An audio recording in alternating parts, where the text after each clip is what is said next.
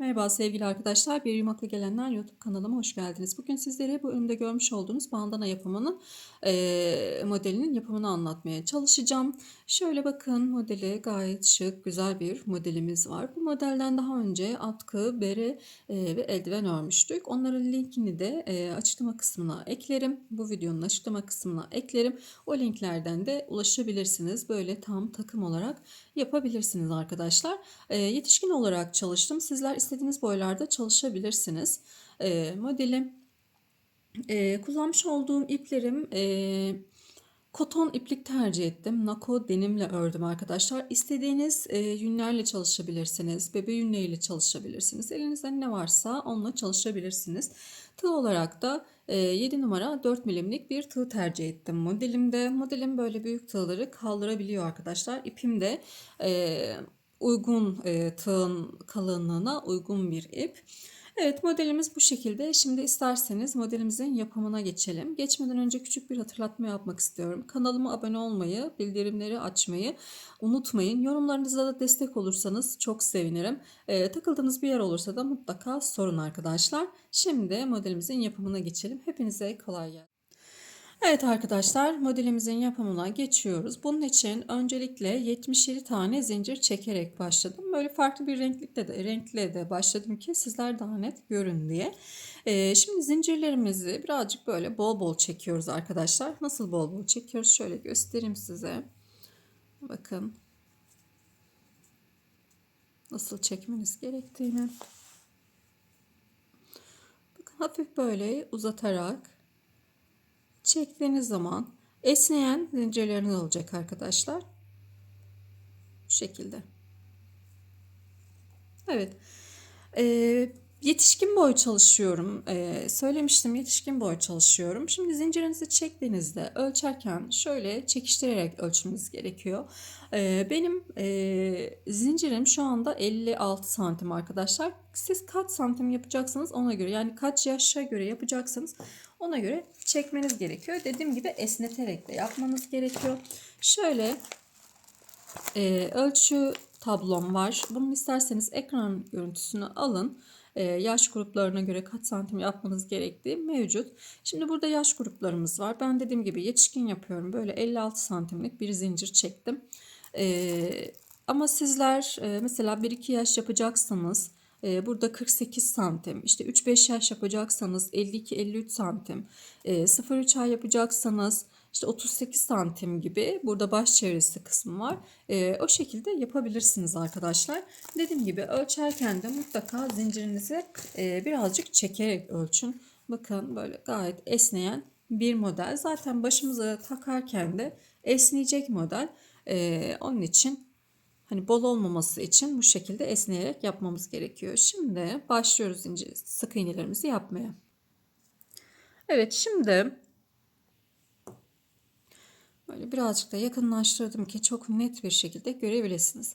Zincirimizi bakın şöyle düz bir şekilde değil de arka tarafını çeviriyorum.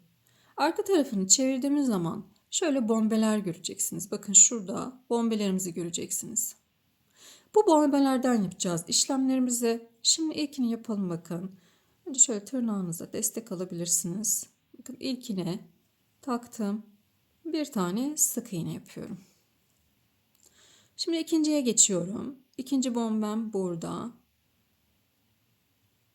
Evet, ikinciyi de yaptık. Bunu da yine. Üçüncü bombemiz.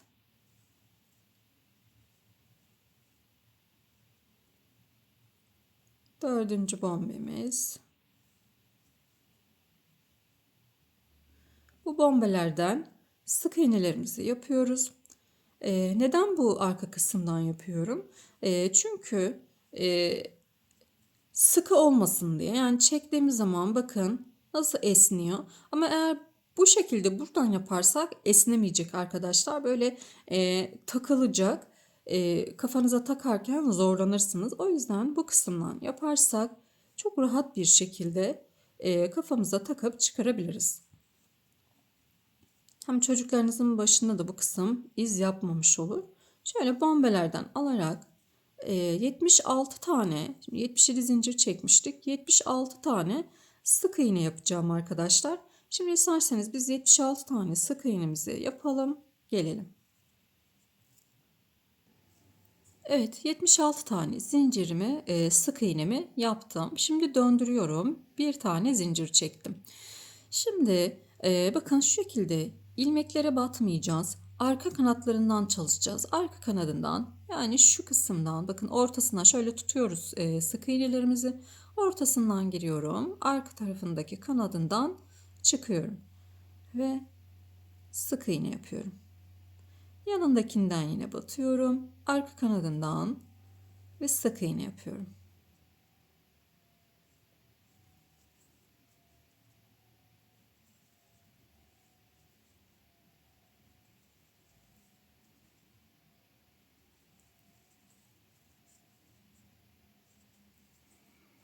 Evet, bu sırayı da yine sık iğne olarak gideceğiz. Ve böyle arka kanatlarından çalışacağız arkadaşlar. Sıra sonuna kadar geleceğiz. İsterseniz sayın, 76 tane sık iğnemiz olması gerekiyor. Toplamda 3 sıramız olacak sık iğne. Bu ikinci sıramız, bir sıra daha yapacağız. Yani toplamda 3 sıra sık iğne yapalım. Sonrasında da örnekli kısımla devam edelim arkadaşlar.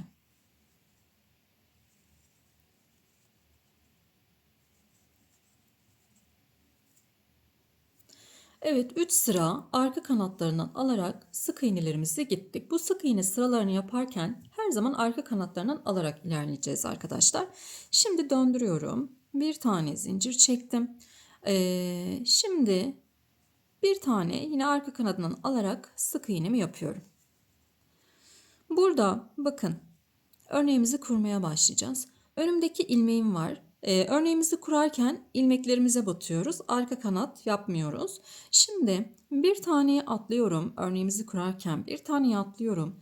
İkinci sık iğneme sık iğne yapıyorum. İkinci ilmeğime sık iğne yapıyorum. İpimi doluyorum. Bu atlamış olduğumuza geri dönüyorum. Bakın, atlamış olduğuma geri dönüyorum.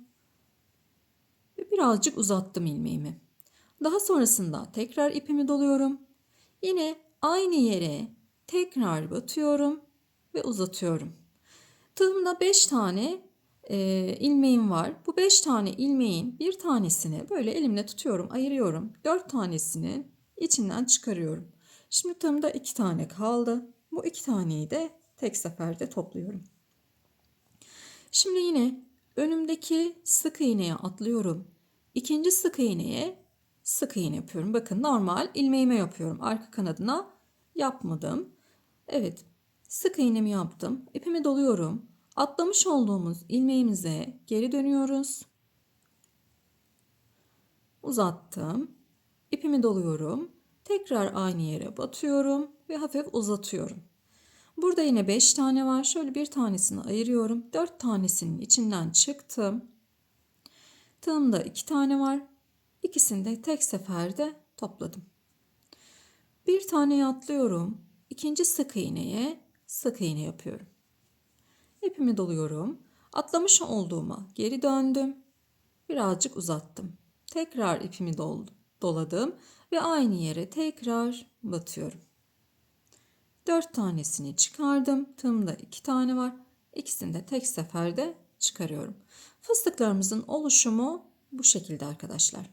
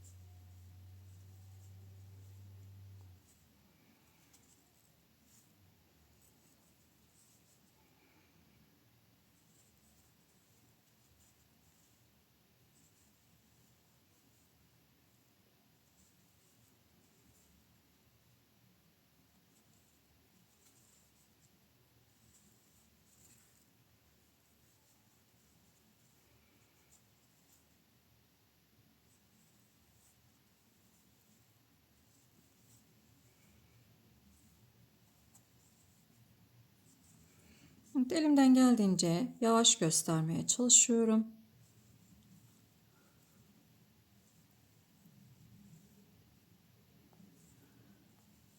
Tekrar bakın anlatıyorum. Bir tane atlıyorum. İkinciye sık iğne yapıyorum. İpimi doluyorum. Atlamış olduğuma geri döndüm. Battım, tığımı uzattım. İpimi doladım. Aynı yere tekrar batıyorum ve çıkıyorum. 4 tanesini çıktım. Daha sonrasında kalan ikisini çıktım. Şimdi sıra sonuna kadar bu şekilde ilerleyelim. Evet, sıra sonuna kadar geldim. Sıra sonunda bir tane sık iğnem var. Bu sık iğnenin arka kanadından alarak sık iğne yapıyoruz arkadaşlar. Döndürüyorum. Bir tane zincir çektim. Yine bu sık iğneyi şöyle arka kanadından alarak sık iğne yaptım. Şimdi burada yani başlangıçta ve sonda birer tane sık iğnemiz mevcut. Şimdi burada bakıyorum, bakın fıstıklarım var. Bu fıstık sırası 2 sıradan oluşuyor. Şimdi biz ikinci sırasını yapıyoruz. Birinci sırayı yaptık, ikinci sırasını yapıyoruz. Şimdi bunu atlıyorum. Bakın buradaki bir taneye atlıyorum. İkinciye yine sık iğne yapıyorum. Bu ikinci de benim 2 tane fıstığın arasına denk geliyor arkadaşlar. Bakın şu çökmede olan yer. Hemen buraya bir tane sık iğne yapıyorum. Tekrar ipimi doluyorum. Atlamış olduğumuza geri dönüyorum. Atlamış olduğumuza geri dönüyorum. Hafif uzattım. İpimi doladım. Tekrar aynı yere batıyorum. Yine hafif uzatıyorum. 4 taneyi çıktım. 2 tane var.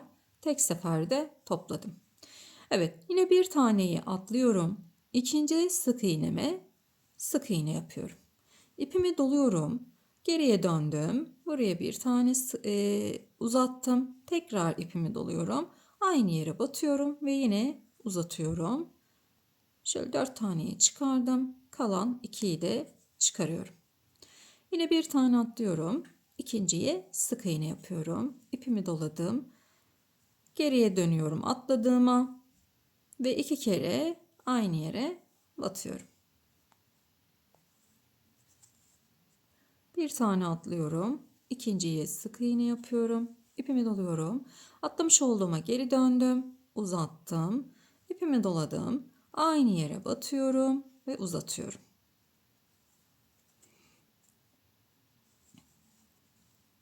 Bakın böylelikle bu fıstık sıramız oluşmuş oldu. 2 sıradan oluşuyor dediğim gibi.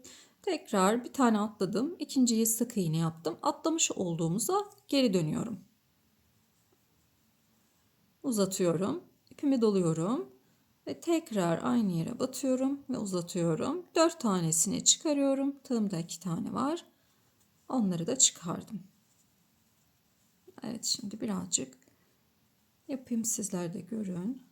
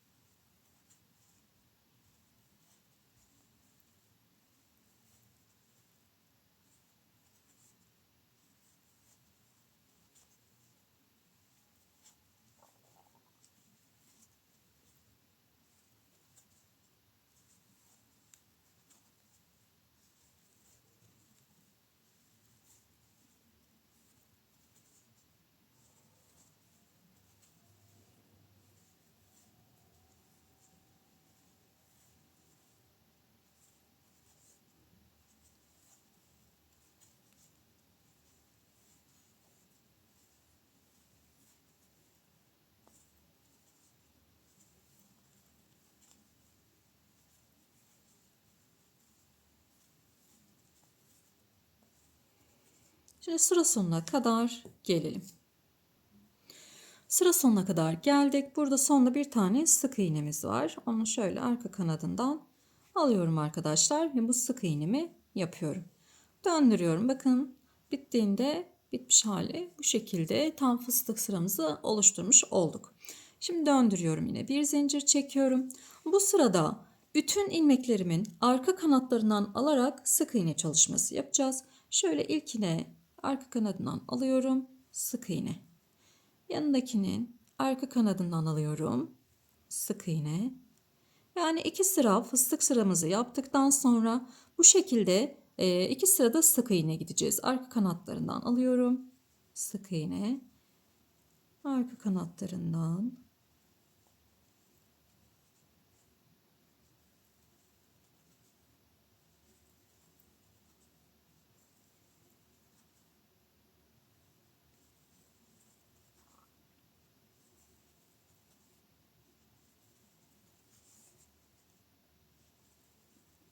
hepsinin arka kanatlarından alarak sık iğne çalışması yapıyorum. Dediğim gibi 2 sıra fıstık sırası gideceğim. Daha sonrasında da bu şekilde arka kanatlarından alarak 2 sırada sık iğne sırası gideceğim.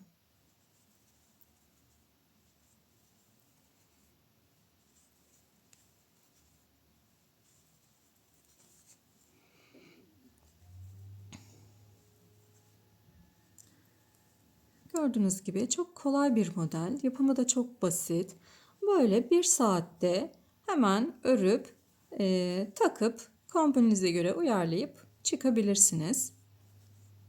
Ve bayağı da kişi soruyordu bandanasını, eldivenlerini yayınladım.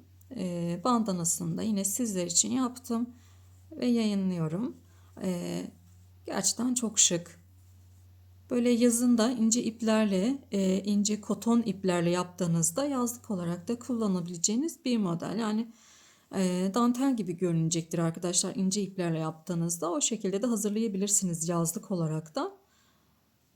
Küçük çocuklarınıza, kız çocuklarınıza yapabilirsiniz böyle elbiselerin üzerlerine. Çok şık olacaktır. Kışın da yine böyle kalın iplerle çok güzel olacaktır eminim. Sıra sonuna kadar gelelim. Evet, sıra sonuna kadar geldim. Şimdi döndürüyorum. Bir zincir çektim. Yine dibinde arka kanadından alarak devam ediyorum.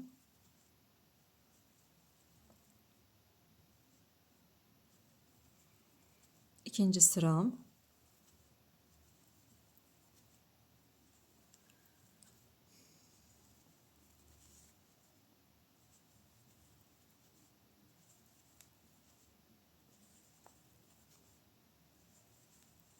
Evet, şimdi sıra sonuna kadar gelelim.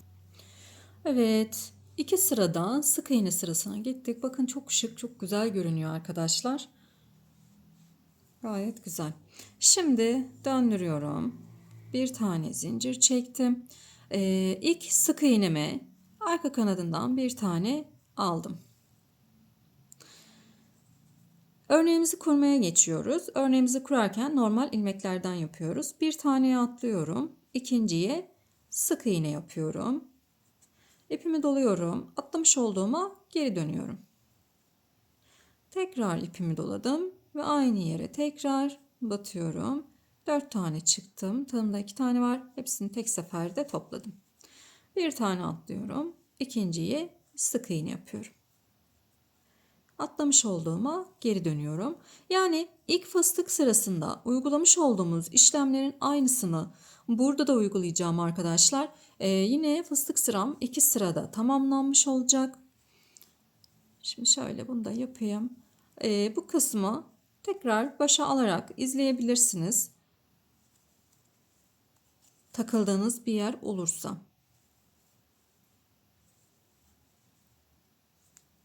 Evet. Şimdi şöyle bir yerleştirelim. Bakın arka taraf düz kısmı burası olacak. Evet, şimdi bir sıra daha, yani bu fıstık sırasını tekrar bir sıra daha devam ettireceğiz burada. Bakın bu bandanamızı da göstereyim. 2 fıstık sırasından oluşturdum ben bandanamı. Bir tanesi burada, bir tanesi de burada. Bunu da yine aynı şekilde hazırlayacağım. Biterken de biz başlarken 3 sıra sık iğne sırası yapmıştık arka kanatlarından alarak. Bitişte de yine 3 sıra sık iğnesi yapacağız arka kanatlarından alarak ve bandanamızı tamamlamış olacağız. Daha sonrasında da şu ön kısmın nasıl oluştuğunu sizlerle paylaşacağım. Şimdi bizler de yapalım fıstık sıramızı.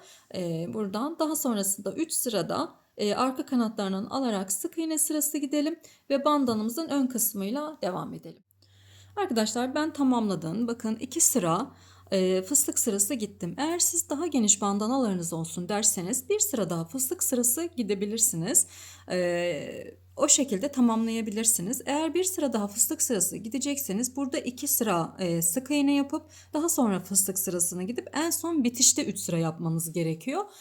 Çünkü başlarken 3 sıra sık iğne yaptığımız için bitişte de yine 3 sıra sık iğnesi yaparak bitiriyoruz. Şimdi en son ilmeğimden böyle uzunca bir ip bırakarak kestim. Şimdi bizim burası düz yönümüz. Yani şu kabartılı olan kısım bizim bandanamızın düz yüzü. Düz yüzü böyle üste gelecek. Şöyle ikiye katlıyoruz arkadaşlar. Bakın ikiye katlıyorum. Daha sonrasında şu kısmı şöyle ikiye katlıyorum. Bakın burayı böyle ikiye katlıyorum. Yine burayı da ikiye katlıyorum. İki tarafı da ikiye katladık. Daha sonrasında bu tarafın içerisinden şöyle böyle hafif açacağız. Bu kanat bu kısma, bu kanat da arka tarafa denk gelecek. Böyle iç içe takacağız bunları. Bakın tekrar yapıyorum. Şimdi ikiye katladım. Bakın şöyle ikiye katladım. Bu tarafın içerisine bu tarafı takacağız. Bakın. Bu kenardaki kısmı böyle içe takıyorum. Burayı da içte, burayı da dış kısma. Şu şekilde oluşturuyorum. İpim burada. İpimi bir iğneye takıyorum. Şöyle bir iğneye takacağım ipimi. Bakın bu kısım şöyle tam hizalı bir şekilde olması gerekiyor. Buna da dikkat ediyoruz çünkü dikeceğiz bunları. Evet, şimdi şöyle dikişini yapıyoruz. Her bir ilmekten bakın. Burada zaten ilmeğim burada. Buradan alıyorum. Buradaki ilmekten, ortadaki ilmekten alıyorum ve kenardakinden de alıyorum. Karşı taraftan çıkıyorum. Tekrar karşı taraftan her birine bakın ortadakinden her birinden ilmeklerimizi alarak yani ilmeklerimizi iğnemizi takarak geçiyoruz.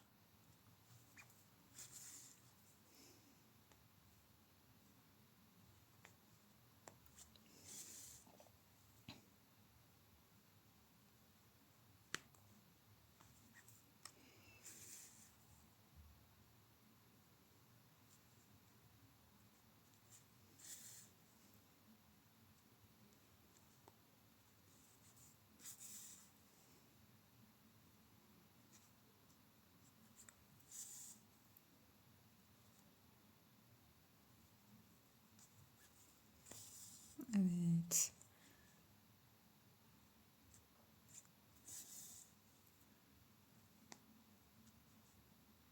Tekrar sağlam olması adına tekrar aynı yerlerden geriye döndüm. En son şöyle bir düğüm yapacağım burada.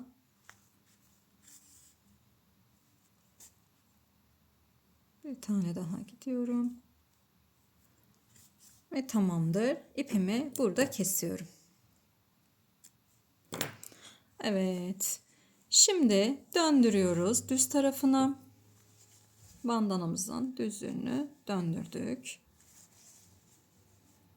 Evet, bakın. Şeklini aldı. Şöyle elinizde de düzeltebilirsiniz arkadaşlar bu şekilde. Ve bandanamız hazır. Şöyle bunu da yanına koyalım. Evet. Gayet esneyen. Bakın hiçbir taraftan sıkı olmayan. Çünkü başlangıcımızı o şekilde yaptık. Esnemesini sağlamış olduk. O tekniği kullanarak ve bandanamızı bu şekilde de tamamlamış olduk. İki rengi de gerçekten çok şık oldu. Çok beğendim. Modeli de çok şık. Çok güzel de yakıştı ipe. Kesinlikle yani bebe yünleriyle yaptım ama bu kadar muntazam durmadı arkadaşlar. Koton iplerle daha iyi durdu ama dediğim gibi sizin elinizde ne varsa onunla yapabilirsiniz. Evet, böylelikle bir videomuzun daha sonuna gelmiş olduk. İnşallah en yavaş haliyle anlatmaya çalıştım. İnşallah sizler de anlayabilmişsinizdir ve kolaylıkla yapabilirsiniz arkadaşlar. Takıldığınız bir yer olursa mutlaka yorumlarda sormayı ihmal etmeyin. Kanalıma abone olmayı ve bildirimleri de açmayı unutmayın. Hepinize sağlıklı günler dilerim.